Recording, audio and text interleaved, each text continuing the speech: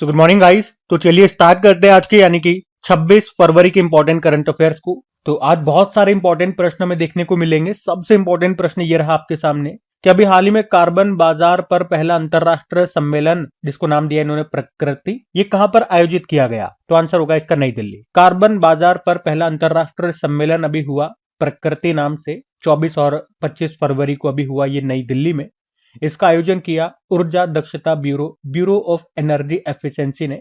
ये केंद्रीय विद्युत मंत्रालय के अधीन आता है और इस सम्मेलन का उद्घाटन किया हमारे जो ऊर्जा और आवास और शहरी मामलों के जो मंत्री हैं मनोहर लाल खट्टर जी ने। अच्छा, ये कार्बन बाजार का क्या मतलब हो गया? उससे पहले आप समझो कार्बन क्रेडिट क्या होता है। देखो, पहले इसका इतिहास मैं आपको बता दूं कि जलवायु परिवर्तन पर 1997 में जो क्योटो प्रोटोकॉल हुआ था, तो वहीं पे उन देशों के लिए कार्बन क्रेडिट की शुरुआत की गई थी जिन्होंने अपने ग्रीन हाउस गैस उत्सर्जन को सीमित करने या कम करने के लक्ष्य को स्वीकार किया था। इसका मतलब क्या हुआ? अगर मान लो ऐसे समझो कि भारत ने बड़ी संख्या में पेड़ लगाए और अगर आपको पता है पेड़ क्या करेंगे, कार्बन डाइऑक्साइड को सोखते हैं। तो अगर एक साल में हमने माना कि पेड़ों ने पर्यावरण से 2 टन कार्बन डाइऑक्साइड को अवशोषित कर लिया, तो इसका मतलब भारत को 2 कार्बन क्रेडिट मिलेंगे। ये उदाहरण से समझा रहा हूं, समझना। अब भारत के पास एक साल में कितने कार्बन क्रेडिट हो गए? 2 क्यों हो गए मैंने आपको बता दिया।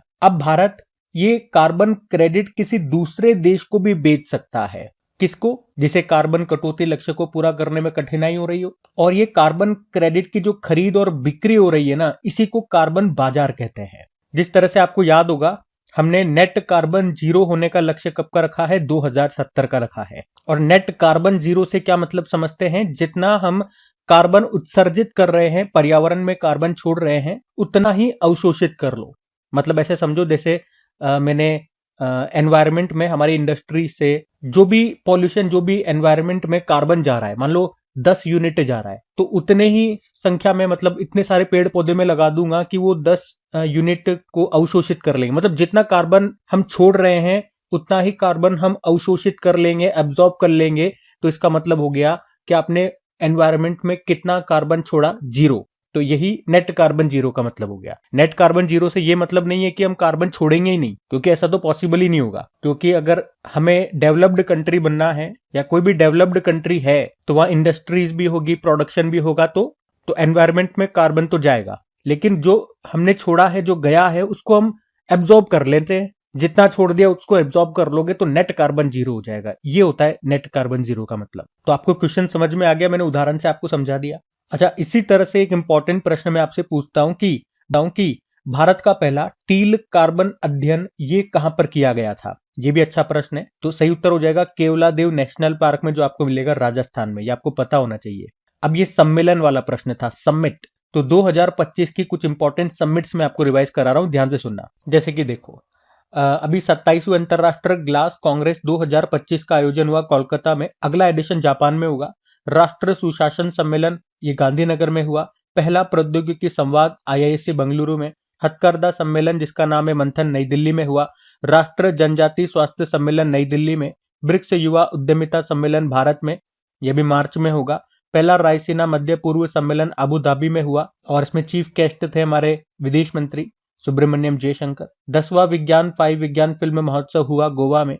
WHO ने विश्व फार्माकोपिया की 15वीं अंतरराष्ट्रीय बैठक कहां पे आयोजित की? भारत में, नई दिल्ली में। पहला वैश्विक न्याय, शांति और प्रेम शिखर सम्मेलन हुआ UAE टेक यूथ समिट अभी गांधीनगर गुजरात में हुआ। 14वीं एशियाई मत्स्य पालन और जलीय कृषि फोरम बैठक भारत में हुई, नई दिल्ली में। 12वां वर्ल्ड गवर्नमेंट समिट अभी ये दुबई में हुआ, UAE में। ठीक है, तो ये कुछ समिट्स अभी 2025 वाली है, सारी ध्यान में रखना। अगला प्रश्न देखते हैं। फिर अगले में पूछ रहे हैं, हाल ही में किस फुटबॉल क्लब ने 2024-25 सत्र का इंडियन सुपर लीग विजेता शील्ड जीत लिया है? तो आंसर होगा मोहन बागान सुपर जायंट ने। तो Indian super league winner shield की हम बात कर रहे हैं। ये IPL के तर्ज पर ही शुरू किया गया था, एक फुटबॉल टूर्नामेंट होता है, ये फुटबॉल प्रतियोगिता है। इसे 2019-20 में शुरू किया गया था। इस बार आप देखोगे 2024-25 वाला ये इसका 6ठा संस्करण हुआ। और कहां पर हुआ ये? कोलकाता में। कोलकाता के विवेकानंद युवा भारतीय क्रीड़ांगन स्टेडियम में ये हुआ, जिसको जीत लिया मोहन बागान सुपर जायंट्स ने। ये कोलकाता का ही फुटबॉल क्लब है। इसने ये दूसरी बार ये खिताब जीता है। और मोहन बागान सुपर जायंट्स का ही उपनाम है मैरिनर्स, इसको मैरिनर्स के नाम से भी जानते हैं। यहाँ पे इन्होंने किसको हराया? उड़ीसा फुटबॉल क्लब को हराया है, तो ये याद रखना। मैंने कहा इसका पहला जो संस्करण हुआ था ना इंडियन सुपर लीग विजेता शील्ड विनर शील्ड का 2019-20 में हुआ था, उसको एफसी फुटबॉल क्लब गोवा ने जीता था, एफसी गोवा ने। और अभी छठा संस्करण जो हुआ लेटेस्ट, मोहन बागान ने जीत लिया। अच्छा, फुटबॉल से ही संबंधित कुछ लेटेस्ट करंट अफेयर्स के प्रश्न मैं आपको रिवाइज कर रहा हूं। एक तो ये याद रखना, अभी जो 78वीं 78th नंबर की संतोष ट्रॉफी 2024-25 हुई थी, उसको पश्चिम बंगाल ने जीता, केरल को हराया था। और अमेरिका का सर्वोच्च नागरिक सम्मान जिसको कहते हैं the presidential medal of freedom, पहली बार किसी पुरुष फुटबॉल प्लेयर को मिला था, जिसे लियोनेल मेसी को, जो अर्जेंटीना के हैं।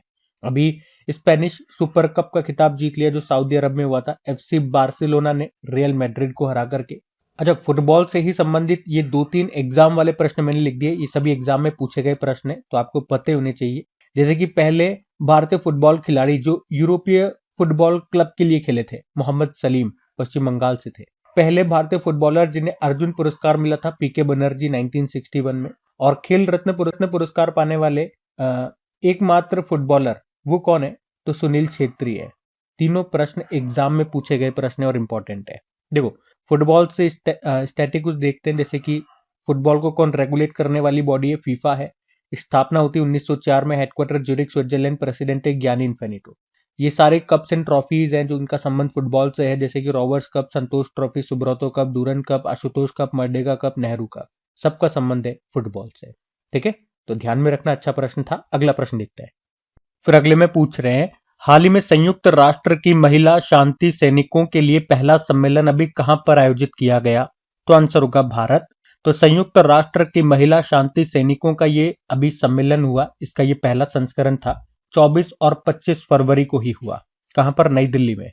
और इसमें 35 देशों ने भाग लिया, जिनकी महिला सैनिक दुनिया भर में संयुक्त राष्ट्र शांति अभियानों में सक्रिय है, उन देशों ने इसमें पार्टिसिपेट किया। इस तरह के टोटल 35 देश थे। और याद रखना, संयुक्त राष्ट्र शांति अभियानों में भारत ये दूसरा सबसे बड़ा योगदानकर्ता देश है। और इस सम्मेलन का आयोजन किसने किया? हमारे विदेश मंत्रालय ने, रक्षा मंत्रालय और भारतीय सेना के संयुक्त राष्ट्र शांति स्थापना केंद्र के सहयोग से इसका आयोजन किया।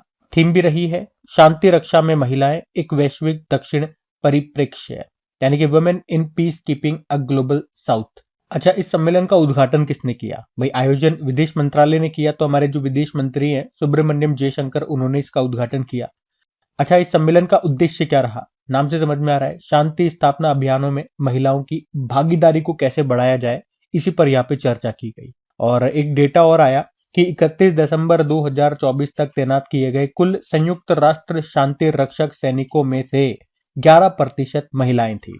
और सबसे ज्यादा महिला शांति रक्षक ये किस देश से थी? नेपाल से। कितनी? 5753। अच्छा, अगर मैं पूछूं संयुक्त राष्ट्र शांति स्थापना केंद्र ये कहां पर है? ये नई दिल्ली में है। इसकी स्थापना विदेश मंत्रालय और भारतीय सेना ने की थी। ठीक है, तो ये सब याद रखना। और एक और इसी तरह का प्रश्न अगर मैं आपको रिवाइज करवाऊं, तो 2023 के लिए संयुक्त राष्ट्र military gender advocate of the year award से किसे सम्मानित किया गया था? तो मेजर राधिका सेन को। और अगर पूछे कि संयुक्त राष्ट्र शांति सैनिकों का अंतरराष्ट्रीय दिवस, international day of United nation peace keepers, कब मनाया जाता है? तो 29 मई को मनाया जाता है।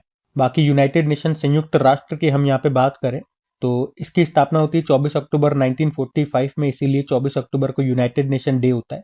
और इसकी स्थापना कहां पर की गई थी? सैन फ्रांसिस्को, अमेरिका में। इसका मुख्यालय न्यूयॉर्क में मिलेगा। मेंबर कंट्रीज है 193। सबसे नवीनतम साउथ सुडान बना था 2011 में। सेक्रेटरी जनरल एंटोनियो गुतेरेस है, पुर्तगाल से हैं। पहले सेक्रेटरी जनरल ट्रिगवे थे, नॉर्वे से। और यूनाइटेड नेशन जनरल असेंबली में पहली महिला प्रेसिडेंट कौन थी भारत से? विजय लक्ष्मी पंडित। ठीक है, तो ये सब ध्यान में रखना। अगला प्रश्न देखते हैं। फिर अगले में पूछ रहे कि जर्मनी के नए चांसलर कौन होंगे? तो आंसर होगा फ्रेडरिक मर्ज। तो जर्मनी के नए चांसलर बनेंगे फ्रेडरिक मर्ज। और ये उसी पार्टी से हैं जिस पार्टी से एंजेला मर्केल थी, जो कि जर्मनी की लंबे समय तक चांसलर भी रही हैं। आप जानते होंगे, उनका नाम सुना होगा। पार्टी का नाम क्या है वैसे? Christian democratic union party. और अब जब वो चांसलर बन रहे हैं तो उन्होंने घोषणा कर दी है कि वो जर्मनी में गांजे पर दोबारा प्रतिबंध भी लगाएंगे, क्योंकि जर्मनी में हमने पढ़ा भी था गांजे पर प्रतिबंध लगा दिया गया था, उसके बाद इसको लीगल कर दिया गया, प्रतिबंध बैन हटा दिया गया था। तो अभी इन्होंने घोषणा करी कि बैन लगाएंगे गांजे पर ये। अच्छा, ये किन का स्थान लेंगे, या यूं बात करें इनसे पहले अभी चांसलर कौन थे जर्मनी के? ओलाफ स्कोल्ज थे। अब देखो यहाँ पे मैं आपको क्या रिवाइज कराऊंगा, एक तो जर्मनी की बात हुई है, जर्मनी आपको लेकर के चलता हूं। उसके अलावा कुछ देशों में अभी जो लेटेस्ट 10-15 में आपको रिवाइज कराऊंगा, जो कंट्रीज अभी न्यूज में थे जिनमें नए प्रेसिडेंट या प्रधानमंत्री बने हैं, वो सभी बिल्कुल ध्यान से सुनना। पहले हम जर्मनी चलते हैं। ये रहा मैप में जर्मनी। देखो, जर्मनी की कैपिटल होती है बर्लिन, करेंसी होती है यूरो, प्रेसिडेंट है फ्रैंक वॉल्टर स्टेनमेयर, और चांसलर अब नए होंगे कौन? Friedrich Merz. चलो, जर्मनी से कुछ करंट अफेयर्स के प्रश्न भी आपको रिवाइज करवाएं। तो प्लास्टिक खाने वाले कवक की खोज जर्मनी के वैज्ञानिकों ने की थी। जर्मनी अभी साउथ कोरिया में संयुक्त राष्ट्र कमांड में 18वां सदस्य बना था। दुनिया में पहली सेल्फ ड्राइविंग ट्रेन ये जर्मनी ने बनाई थी। दुनिया की पहली हाइड्रोजन संचालित ट्रेन भी शुरू की थी जर्मनी ने। संयुक्त राष्ट्र कमांड में 18वां सदस्य देश बना था जर्मनी। ये ऊपर वाला ही पॉइंट है जो मैंने वापस से रिपीट कर दिया यहाँ पे। उसके अलावा वर्ल्ड डीप शूटिंग चैंपियनशिप 2024 ये जर्मनी में हुई थी। जर्मनी की जेनी एर्पेनबेक का उपन्यास है काइरोस, 2024 का इंटरनेशनल बुकर पुरस्कार इन्होंने जीता था। ये इंपॉर्टेंट प्रश्न है। और यूरोपियन कमीशन के president Ursula von der Leyen है, ये जर्मनी की है। जर्मनी हो गया। अब आ जाओ, ये सभी देश जो भी न्यूज में थे जहां पे नए प्रेसिडेंट या प्रधानमंत्री बने, जैसे लेबनान के नए पीएम बने थे नवाब सलाम, बेल्जियम के नए पीएम बने बार्ट डी वेवर, आयरलैंड के पीएम बने माइकल मार्टिन, बेलारूस के राष्ट्रपति अलेक्जेंडर लुकाशेंको, घाना देश के राष्ट्रपति जॉन महामा, लेबनान देश में नए राष्ट्रपति जोसेफ ऑन, क्रोएशिया के अभी राष्ट्रपति जोरान मिलोनोविक बने, फ्रांस के प्रधानमंत्री फ्रांसुआ बर्रुआ, बोत्सवाना के राष्ट्रपति डुमा बोको, और मॉरिशस के प्रधानमंत्री नवीन रामगुलाम बने थे। अब एक प्रश्न मैं आपसे पूछता हूं, आप बताओ अभी एशियन डेवलपमेंट बैंक के 11वें नंबर के प्रेसिडेंट कौन बने थे? ठीक है, ये आपके लिए होमवर्क प्रश्न है। हम अगला प्रश्न देखते हैं। फिर अगले में पूछ रहे, अभी हाल ही में इंटरनेशनल स्पेस स्टेशन मिशन के लिए चुने गए पहले विकलांग अंतरिक्ष यात्री जॉन मैकफॉल का संबंध किससे है? तो आंसर होगा ब्रिटेन। तो इंटरनेशनल स्पेस स्टेशन पर जाने वाले ये पहले विकलांग अंतरिक्ष यात्री होंगे। तो इनका नाम याद रखना, जॉन मैकफॉल इनका नाम है। कौन भेजेगा? European space agency. वैसे आपको याद हो तो इनके बारे में मैं आपको पहले भी पढ़ा चुका हूं। ये लगभग 2 या 3 साल पहले की बात है जब ये चर्चा में थी न्यूज। तो अब वापस से मैं क्यों बता रहा हूं? क्योंकि ये न्यूज फिर से चर्चा में है, क्योंकि अभी यूरोपियन स्पेस एजेंसी ने इनको भेजने की मंजूरी दे दी है। तो इनका नाम फिर से न्यूज में है, जॉन मैकफॉल। ब्रिटेन के हैं ये, ब्रिटेन के सर्जन और पूर्व ओलंपियन है ये। इनका एक पैर नहीं है, एक नकली पैर है। और अब ये अंतरिक्ष में इंटरनेशनल स्पेस स्टेशन पे जाने वाले पहले विकलांग अंतरिक्ष यात्री होंगे। तो नाम इंपॉर्टेंट है इनका। ब्रिटेन की कैपिटल क्या होती है? लंदन होती है। लंदन किस नदी के किनारे स्थित है? थेम्स नदी के किनारे, याद रखना। अच्छा, यूरोपियन स्पेस एजेंसी भेजेगा ना इनको। जो यूरोपियन स्पेस एजेंसी के बारे में आपको बताता हूँ। देखो, यूरोपियन स्पेस एजेंसी की स्थापना होती है 1975 में, हेडक्वार्टर पेरिस फ्रांस, और डायरेक्टर जनरल है जोसेफ एशबेकर। आपको याद होगा कि बृहस्पति यानी कि जुपिटर के चंद्रमाओं पर कौन कौन से? गैनीमेड, कैलिस्टो और यूरोपा, इन पर जीवन की खोज के लिए यूरोपियन स्पेस एजेंसी ने जूस मिशन को शुरू करने की घोषणा की थी। और यूरोपियन स्पेस एजेंसी ने सौरमंडल के पिंडों यानी कि सोलर सिस्टम बॉडीज का निरीक्षण करने के लिए यूक्लिड स्पेस टेलीस्कोप भी लॉन्च किया था। और यूरोपियन स्पेस एजेंसी का एक गैया स्पेस टेलीस्कोप है, इसने शिव और शक्ति नाम से 2 प्राचीन तारों की धाराओं की खोज की थी। एपोफिस क्षुद्र ग्रह का अध्ययन करने के लिए रामसेस मिशन शुरू करेगा यूरोपियन स्पेस एजेंसी। और यूरोपियन स्पेस एजेंसी और जापान की जो है जाक्सा, इन्होंने बेपी कोलंबो मिशन शुरू किया था। और अभी इस मिशन ने बुध ग्रह यानी कि मरकरी के दक्षिणी ध्रुव की पहली बार फोटो ली थी। उसके अलावा अभी यूरोपियन स्पेस एजेंसी ने मूनलाइट प्रोग्राम को लॉन्च किया, जिसमें ये चांद के आसपास 5 सैटेलाइट को छोड़ेंगे। अभी एक और कारण से यूरोपियन स्पेस एजेंसी न्यूज में था। अभी हमने यानी कि हमारा जो इसरो है, इसने यूरोपियन स्पेस एजेंसी का एक उपग्रह, एक मिशन को लॉन्च किया है। चलो, उसका नाम तो मैं आपको बता रहा हूँ, प्रोबा 3 मिशन उसका नाम है। अगर मैं गलत नहीं हूं तो प्रोबा 3 उसका नाम है। आपसे पूछ रहा हूं कि उसको किस रॉकेट से हमने लॉन्च किया। ठीक है, ये आप बताइए। बाकी हम अगले प्रश्न की ओर बढ़ते हैं। फिर अगले में पूछ रहे, अभी हाल ही में एआई आर्टिफिशियल इंटेलिजेंस मॉडल है जिसका नाम है मैग्मा, इसका अनावरण किसने किया? तो आंसर होगा माइक्रोसॉफ्ट ने। तो अभी माइक्रोसॉफ्ट ने मैग्मा नाम से एक एआई मॉडल को लॉन्च किया है। तो ये जो एआई मॉडल है मैग्मा, ये न केवल टेक्स्ट बल्कि इमेजेस को और वीडियोस को भी समझ सकता है और उस पर काम भी कर सकता है। और इसका उपयोग computer vision, language, user interface, navigation और रोबोट हेरफेर सहित कई तरह के कार्यों में इसका इस्तेमाल किया जा सकता है। तो हमें तो याद रखना है भैया, ये मैग्मा किसका एआई मॉडल है? माइक्रोसॉफ्ट का। तो पहले माइक्रोसॉफ्ट की बात करें, स्थापना होती है 1975 में। फाउंडर इसके बिल गेट्स और पॉल एलन है। हेडक्वार्टर वॉशिंगटन डीसी और सीईओ हैं सत्या नडेला। उसके अलावा आर्टिफिशियल इंटेलिजेंस की बात हो रही है। एआई से संबंधित कुछ पॉइंट्स मैं आपको रिवाइज कराता हूं, जो करंट अफेयर्स के सारे पॉइंट्स हैं। जैसे कि जंगल की आग का पता लगाने के लिए पहला उन्नत एआई सिस्टम ये कहां पे लॉन्च हुआ था? पेंच टाइगर रिजर्व में, जिसका नाम है पेंटोरा। एआई द्वारा संचालित स्वास्थ्य बीमा उत्पाद एलिवेट लॉन्च किया आईसीआईसीआई लोम्बार्ड ने।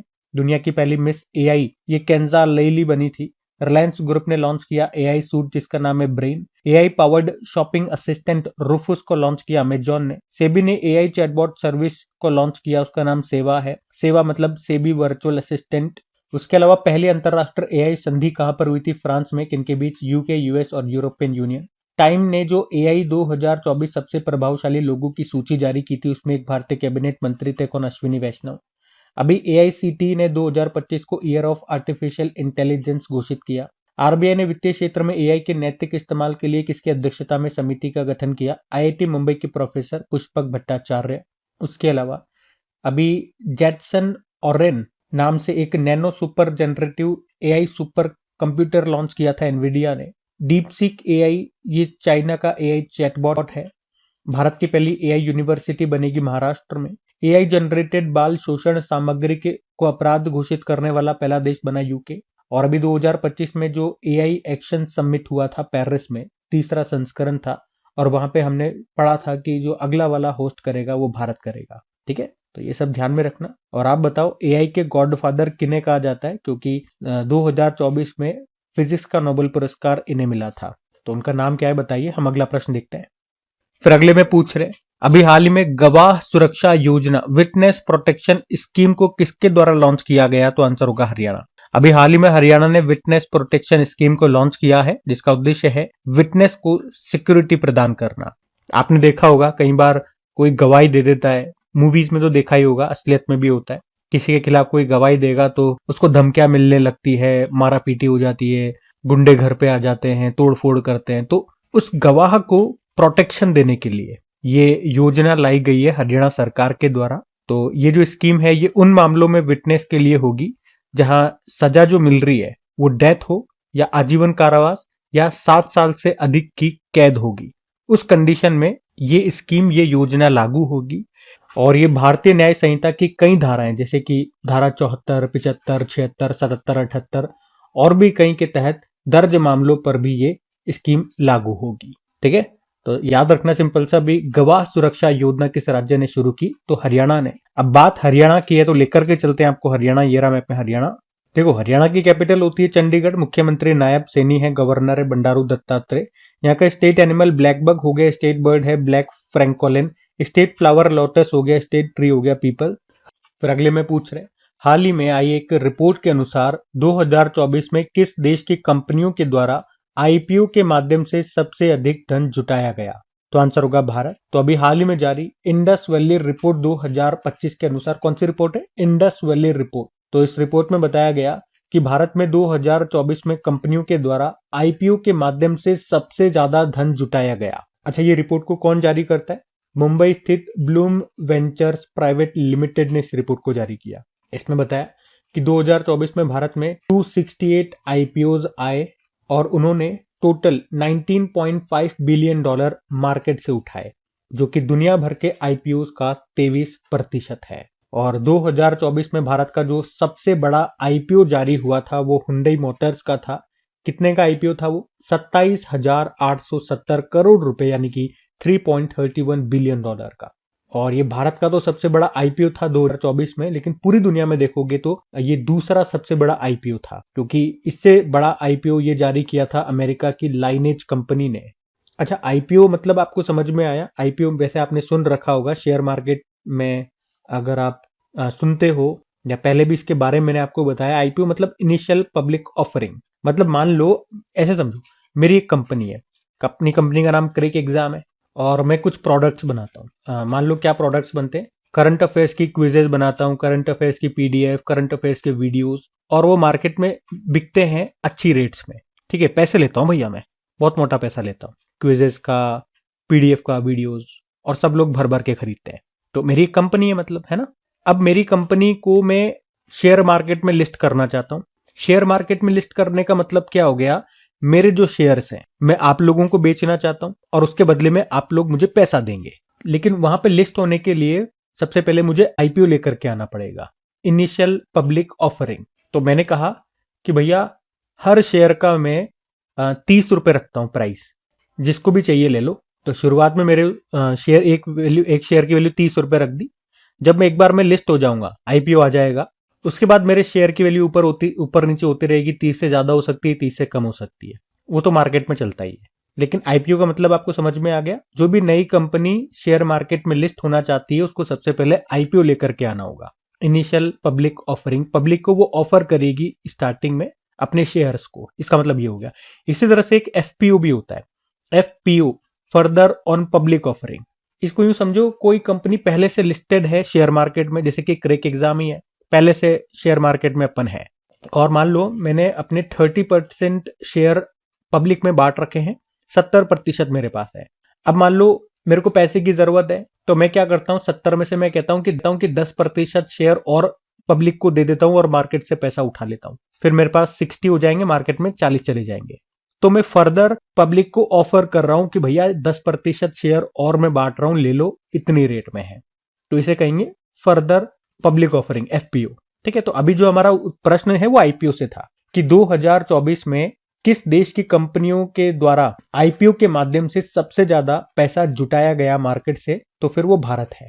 अब बात आपको समझ में आ गई, क्वेश्चन समझ में आ गया होगा। ठीक है, अगला प्रश्न की ओर बढ़ते हैं।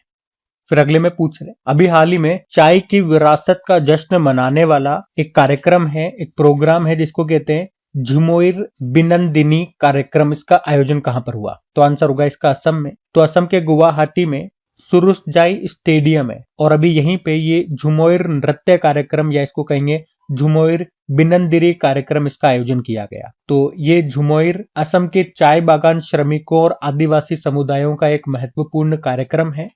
यहाँ पर उन्होंने पारंपरिक झूमर नृत्य का भी प्रदर्शन किया, और अभी आपने न्यूज में देखा होगा प्रधानमंत्री ढोल बजा रहे थे, तो उन्होंने इसी कार्यक्रम में हिस्सा लिया था, और वो यहीं की वो तस्वीर थी। वो जहां पर भी जाते हैं ढोल बजाते हैं, या कुछ ऐसा कर देते हैं कि वो चर्चा में रह जाते हैं, तो वो वहां पर प्रेजेंट थे। तो इस कारण से भी ये कार्यक्रम इंपॉर्टेंट होता है। तो हमारे एग्जाम के लिए आपको इतना सा याद रखना है कि ये झुमोइर बिनंदिरी कार्यक्रम है, इसका आयोजन कहाँ पे होता है? असम में, चाय की विरासत का जश्न मनाने के लिए। अब बात असम की है, तो ये रहा मैप में असम। कैपिटल दिसपुर हो गई, मुख्यमंत्री हेमंत बिस्वा शर्मा, गवर्नर है लक्ष्मण प्रसाद आचार्य। यहाँ का राजकीय पशु एक सिंग वाला गेंडा पक्षी है, व्हाइट विंग्ड वुड डक। वृक्ष है हॉलोंग, पुष्प है फॉक्सटेल, ऑर्किड, फल है काजी नींबू। लोक नृत्य में बात करें, बिहू हो गया, बगरुम्बा हो गया, भोर हो गया। यहाँ का शास्त्रीय नृत्य है सत्रिया। अच्छा, ये नृत्य से मैं एक बार फिर से आपको याद दिला दूं, जो नए स्टूडेंट्स अगर देख रहे हैं, तो अपनी क्रेक एग्जाम एप्लीकेशन में जो टॉपिक वाइज मैं आपकी क्विजेज अभी तैयार कर रहा हूं, तो उसमें नृत्य पे क्विजेज में बना चुका हूं। क्लासिकल और फोक डांस, यानी कि शास्त्रीय और लोक नृत्य, दोनों पे अलग अलग मैंने क्विजेज आपकी तैयार कर दी है। तो जाकर के प्रैक्टिस कर लो, उसमें सारे इंपॉर्टेंट क्वेश्चन मैंने रखे हैं जो मुझे लगे। इसके अलावा एक अलग से मैं क्विज तैयार कर रहा हूं, और उसमें मैंने आपको बताया भी था पीवाईक्यू सीरीज वाली वो क्विज होगी। मतलब वो भी टॉपिक वाइज ही लेकर के आऊंगा, लेकिन उसमें पीवाईक्यू वाले क्वेश्चंस होंगे। जैसे कि नृत्य का डांस पे मैंने क्विज तैयार कर दिया, तो उसमें मैं वही क्वेश्चन रख रहा हूं जो कि अभी तक किसी न किसी एग्जाम में पूछे गए प्रश्न है। बात समझ में आ रही है? जैसे कि मैंने डांस पे बता दिया कि डांस पे भैया क्विज बन गई है इसमें, तो आप जब उसके अंदर जाकर के देखोगे ना, तो सारे प्रश्न आपको वही मिलेंगे जो किसी न किसी एग्जाम में आए हुए प्रश्न है। वहां पे बकायदा आपको क्वेश्चन के बाद लिखा हुआ मिलेगा कि किस एग्जाम में ये प्रश्न पूछा गया था, किस डेट को ये प्रश्न पूछा गया था, और वही ऑप्शन भी मैंने आपके सामने रखे हैं। तो आपकी अच्छी तैयारी होगी उससे, क्योंकि एग्जाम ओरिएंटेड वो प्रश्न आपको देखने को मिलेंगे। वहां मैं अपनी तरफ से नहीं रख रहा हूं कि यार ये प्रश्न मुझे इंपॉर्टेंट लग रहा है तो ये यहाँ पे रख दूं, नहीं, एग्जाम वाले प्रश्न है। ठीक है, तो हर तरह का मटेरियल मैं आपको बना करके दे रहा हूं। अब बारी आपकी है, आपको फायदा उठाना है। तो जम के क्विज लगाइए, प्रैक्टिस करिए बार बार। एक बार करने से काम नहीं चलेगा, बार बार करते रहिए। जब तक आपका एग्जाम आप क्रैक न कर लो तब तक क्विज लगाते रहिए। क्योंकि देखो, वीडियोस देखोगे अच्छी बात है, आप कहीं नोट्स बनाते हो उसको रिवाइज करोगे अच्छी बात है, लेकिन सबसे इफेक्टिव होता है क्विज लगाना। एक तो कम समय में समाप्त हो जाता है और उसे आप कहीं पर भी लगा सकते हो। मोबाइल खोला और क्विज लगाना चालू कर दो जब भी आपको समय मिलता है। उसके लिए आपको ये देखने की जरूरत नहीं है कि आज मुझे समय नहीं मिला, कल मुझे समय नहीं मिला। अरे 2-4 मिनट तो आप कहीं से भी कैसे भी निकाल सकते हो। मैं हजारों रास्ते बता सकता हूँ, हजारों तरीके बता सकता हूँ कि देखो यहाँ आपको समय मिल जाएगा, 4 मिनट यहाँ मिल जाएंगे, 2 मिनट यहाँ मिल जाएंगे, ठीक है। लेकिन मुझसे ज्यादा समझदार आप हैं, तो आप अपना देखो कि आप कैसे कैसे समय निकाल सकते हो क्विज लगाने के लिए, अपनी तैयारी करने के लिए। बाकी क्रेक एग्जाम एप्लीकेशन का लिंक नीचे डिस्क्रिप्शन बॉक्स में है, या गूगल प्ले स्टोर से भी जाकर के आप इंस्टॉल कर सकते हैं क्रेक एग्जाम ऐप को। और उसी में होम पे जाओगे ना, तो नीचे की साइड में देखना टेलीग्राम का आइकन होगा, तो उस पर क्लिक करके आप डायरेक्ट टेलीग्राम पे चले जाओगे। बहुत सौ को टेलीग्राम नहीं मिलता अपना, तो वहीं पर आइकॉन दे दिया मैंने, तो उस पर क्लिक करो, डायरेक्ट अपने टेलीग्राम चैनल पे आप चले जाओगे। वहां पे ज्वाइन का बटन होगा, फ्री में उसे ज्वाइन कर लेना, ताकि जो भी अपडेट होते हैं वो आपको वहीं से मिलेंगे। बाकी देखो, अगला अगला देखते हैं। अगला त्योहार था हमारे असम की, हम बात कर रहे हैं, थोड़ा मैं आपको बताने लग गया। असम में त्योहार बात करेंगे, बिहू महोत्सव होता है, वांचुआ महोत्सव होता है, बेखो महोत्सव होता है।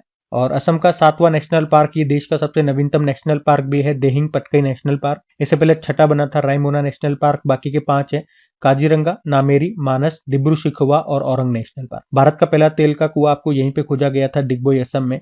भारत का सबसे लंबा नदी पुल भूपेन हजारिका डोलो सादिया पुल भी बोलते हैं, लंबाई 9.15 किलोमीटर, लोहित नदी पर बना है। तो असम के ये सारे स्टैटिक हमने देखे, ध्यान में रखना। अगला प्रश्न देखते हैं।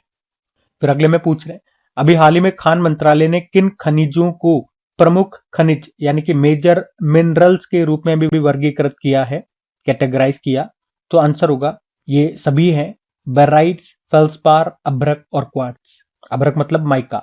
तो अभी हाल ही में खान मंत्रालय ने 4 खनिजों को यानी कि 4 मिनरल्स को, वो हैं बेराइट्स, फेल्सपार, अभ्रक और क्वार्ट्ज, इनको लघु खनिजों से निकाल करके प्रमुख खनिजों में डाल दिया है। और ऐसा किया है वीके सारस्वत समिति की सिफारिश पर। ये नीति आयोग के सदस्य हैं वीके सारस्वत। और ऐसा करने से क्या होगा, तो इन खनिजों की खोज और वैज्ञानिक खनन को बढ़ावा मिलेगा। और आपको याद दिलाऊं, अभी बजट में राष्ट्र महत्वपूर्ण खनिज मिशन के लिए 16,300 करोड़ रुपए रखे गए। ये भी थोड़ा सा डेटा ध्यान में रखना। वैसे हमारे खान मंत्री कौन है? माइंस मिनिस्टर जी किशन रेड्डी हैं। और आपको याद दिलाऊं, अभी इसी साल खान मंत्रालय ने तीसरा राष्ट्र खनन मंत्रियों का सम्मेलन का आयोजन किया था कोणार्क उड़ीसा में। और केंद्र सरकार ने अवैध खनन पर अंकुश लगाने के लिए एक मोबाइल लॉन्च किया था, कौन सा? खनन प्रहरी ऐप। ये भी ध्यान में रखना। बाकी ये थी हमारी करंट अफेयर्स की क्लास। कमेंट करके जरूर बताइएगा सेशन आपको कैसा लगा। अच्छा लगा हो तो प्लीज रिक्वेस्ट है आप लोगों से, इसे सपोर्ट जरूर कीजिए। अगर सेशन अच्छा लगता है, मेहनत अच्छी लगती है, तो सपोर्ट कर सकते हैं आप इसे दोस्तों के साथ में, स्टडी ग्रुप में एक बार शेयर करके। वीडियो को अभी तक लाइक नहीं किया तो लाइक जरूर कीजिएगा। आज की वीडियो के लाइक का टारगेट रखते हैं 4000 लाइक का। बाकी पीडीएफ, क्विज, ये सभी आपको क्रेक एग्जाम एप्लीकेशन पे मिलती है, बिल्कुल फ्री ऑफ कॉस्ट। बाकी चलो अभी कल के करंट अफेयर्स का मैं आपको क्विक रिवीजन करा दूं, फिर हम सेशन एंड करते हैं। अच्छा, उससे पहले हमारी जो डेली 20 इंपॉर्टेंट क्वेश्चंस की सीरीज हमने स्टार्ट की है। ये 20 इंपॉर्टेंट क्वेश्चंस कौन से हैं? पिछले 1 साल से कहीं से भी रैंडमली उठाए गए सारे इंपॉर्टेंट क्वेश्चंस होते हैं। डेली एक सीरीज में लेकर के आ रहा हूं, अभी 4-5 दिन पहले हमने स्टार्ट किए।